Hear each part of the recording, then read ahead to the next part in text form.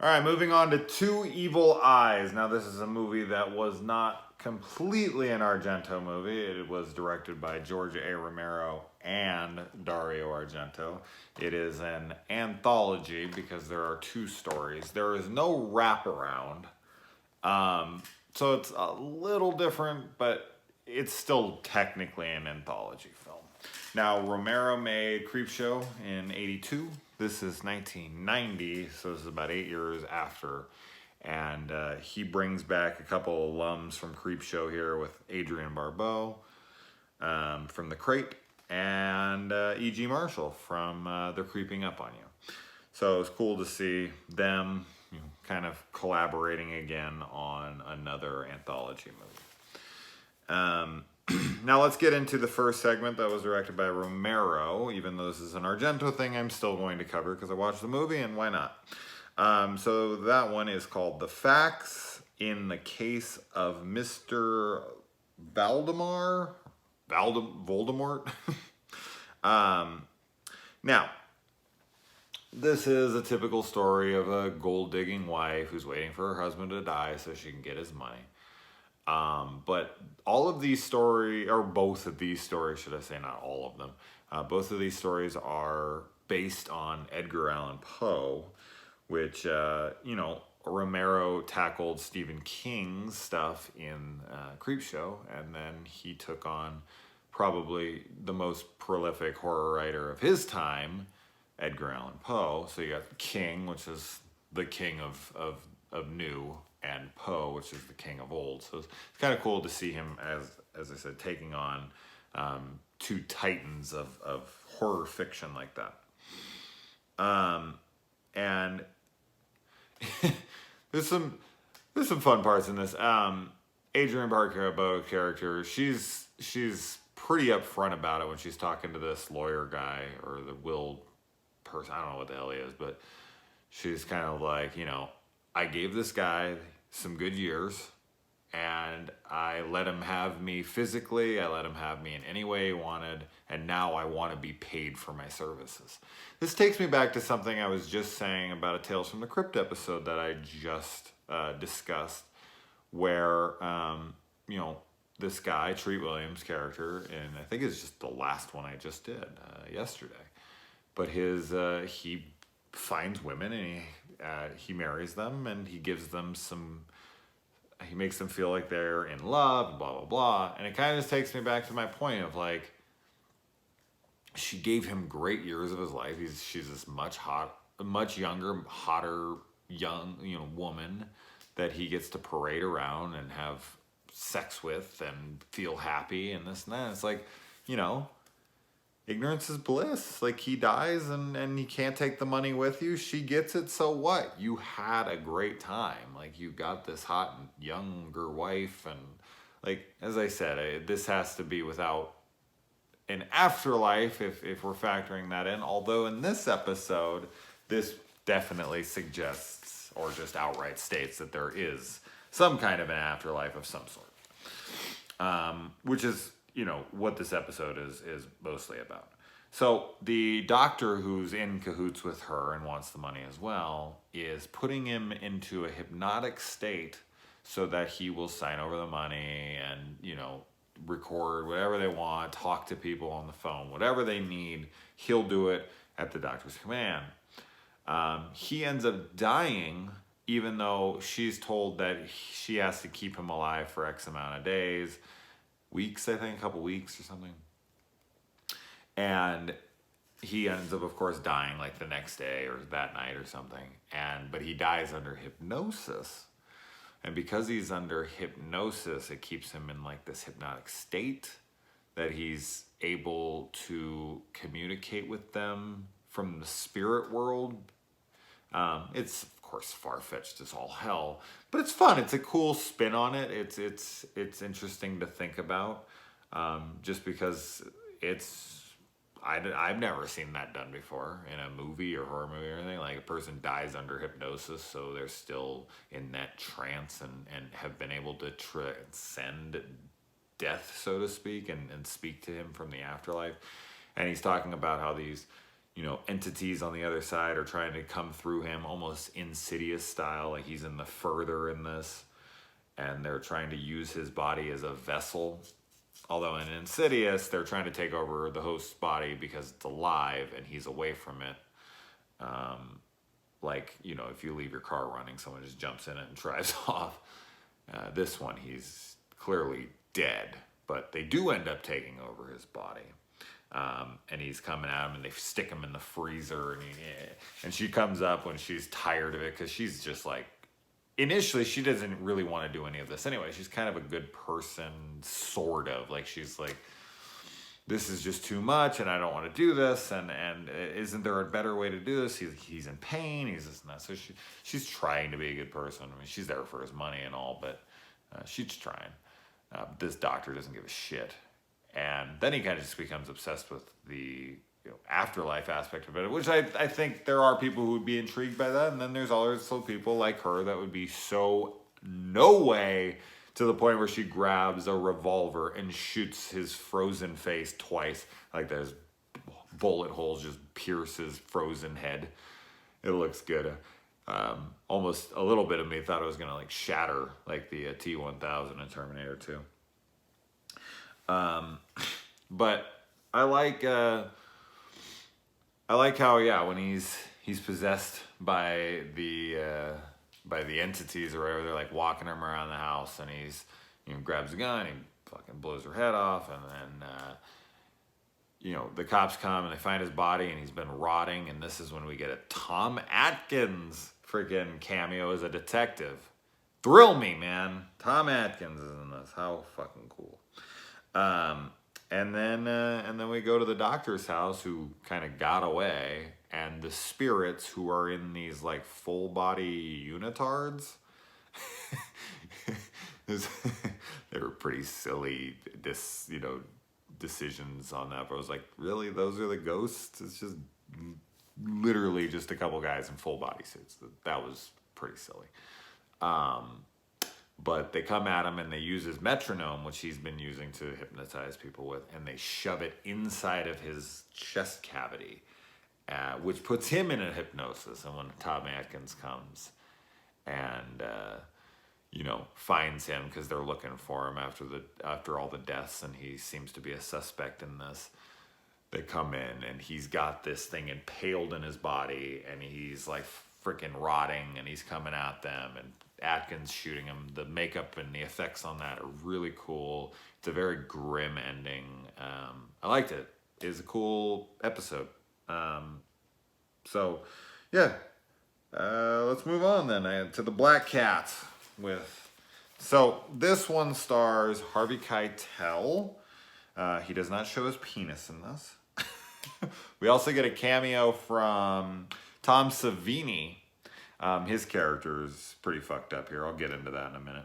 And we also have John Amos, John Amos is somebody I think most people would know from either like Coming to America or Good Times. But John Amos, to me, is always Grant from Die Hard 2, Die Harder, one of the dumbest subtitles for a film ever, in my opinion. Die Harder. Oh, Jesus Christ, it sounds like a porno. So we get this opening, which his character's name, his last name is Usher, so there's a little Poe reference there. And then the opening is he's a photographer, and he comes in on this murder, and it's a girl who is cut in half by a pendulum, obviously Pit and the Pendulum. And the gore effects on that girl cut in half are fan-freaking-tastic, man. You see right inside of her. Is it like, does it look realistic in the sense of like, why are her guts not spilled out all over? Why has her body been separated so far from just one pendulum? And why isn't there blood fucking everywhere? Don't think about that kind of stuff. It just looks like a girl's just been halved, and you can see inside of her on both sides, and she's completely nude. It's a great effect. I mean, whoever did the dummy work in this, that was fantastic. You rarely get like main characters. I've said this in a few things, so maybe it's not as rare if I've said it a few times, but it's rarer that the main character of your story is the piece of shit, is the villain. I mean, Harvey Keitel's character in this is the villain. He is a fucking asshole, and I want him to die horribly. And he does die horribly, so good. But really, I have to watch this guy either try to kill or kill this cat multiple times in vicious, awful ways. And when his girlfriend walks in on him trying to kill the cat the second time, she fucking clocks him over the head. I'm telling you straight out right now, if I walked in on someone trying to murder an animal like that, I would beat them to death. I don't think I honestly could restrain myself. So I was just watching this like, oh my God, I want him dead. I want him dead so bad. He strangles a cat for art. Woo, man, what a piece of shit. I actually heard a story in beauty school from this guy. I'm not going to ever tell it to anybody. This is the most horrible story I ever heard in my life, but it was a person who was abusing animals, and he said he fucking found out about it, and I was just sitting there. And the guy thought it was funny, and I was like, that's not funny. I am like unoffendable. I have like no qualms with any kinds of shit ever. That is not okay. That is not even fucking cool to talk about. Jesus Christ. I don't like animal death or pain, whatever. So then he gets so drunk he seems to time travel, which I think I've done a couple times. We find out, of course, it's a dream. Dream fake out. No, not dream fake outs. But it's a pretty cool dream fake out. He envisions this pagan ritual where his girlfriend is, sees his mark on the cat, and he points him out and hangs his ass, which ends up becoming true at the end of the film. So he kind of foresaw, a little foreshadowing of his own death here. And I like how the dumbass fucking he makes a whole book collage of murdering his fucking girlfriend's cat on something that's like, right in the bookstore across the street from there. What a dipshit. This guy's so fucking stupid. He also, like, when he's hung in the thing, they like throw him down, and he's got like a rope around him, but he actually is impaled up through the ass and out the mouth, full Cannibal Holocaust style. Great effect as well. We also get to see Tom Savini's character has dug up his wife, pried open her mouth like Corbin Bernstein's The Dentist, and yanked every single one of her teeth out and placed them inside this box. And they're like, what would compel someone to do something like that? It's like, some people are just fucked up, man. And I just love how he's being like escorted off, and it's like, Tom Savini, there you are. I always love seeing him in a movie. I think like the best obviously is like Sex Machine from Dusk Till Dawn. That was such a great character. And man, his Night of the Living Dead remake that he directed was pretty freaking rad as well. I can't wait to get to those, because I definitely want to talk about them.